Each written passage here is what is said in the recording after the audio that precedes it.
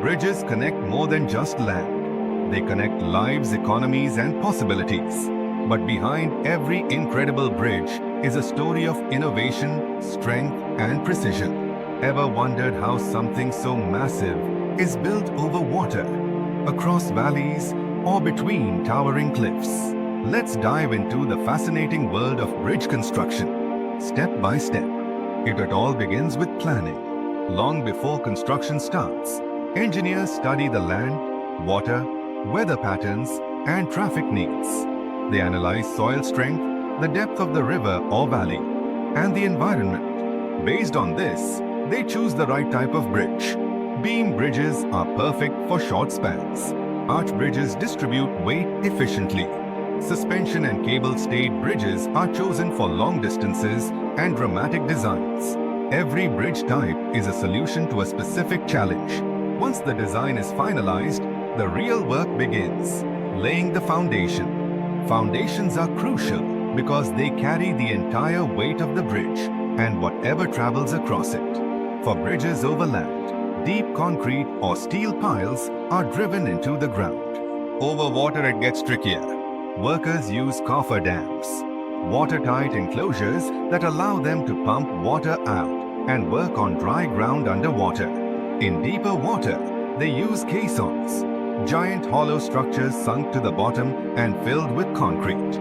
These foundations must withstand not just weight, but time, erosion, earthquakes, and extreme weather. With a strong base in place, it's time to build the bridge's structure. Depending on the design, this can involve lifting massive steel or concrete segments into place using cranes. In the case of suspension bridges, two main towers are built first. From those towers, thick cables are strung across the span, anchored deeply into the ground on both ends. Smaller vertical cables are then hung from the main ones, and they support the bridge deck. Here's something wild.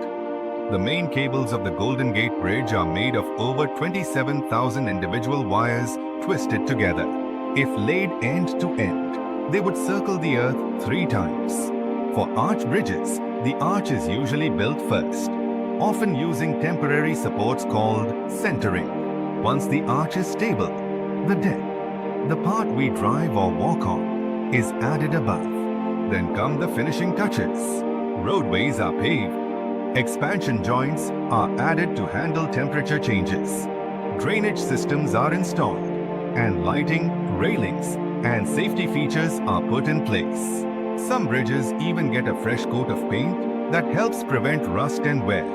Before a bridge is opened to the public, it goes through rigorous testing. Engineers monitor how it reacts under heavy loads, strong winds, and even simulated earthquakes. Only after passing all these tests can it officially connect two sides and serve its purpose. Building a bridge isn't just a construction project. It's a symphony of science, engineering, and vision. It can take years, sometimes decades, to complete, depending on size and complexity. But once finished, it can last for generations, silently supporting millions of journeys every year. So next time you cross a bridge, take a moment to think about the genius and grit that made it possible. If you enjoyed this breakdown of how bridges are built, give this video a thumbs up, hit subscribe, and comment below with your favorite bridge or a topic you'd like us to explore next. Let's keep discovering the amazing world we live in, one question at a time.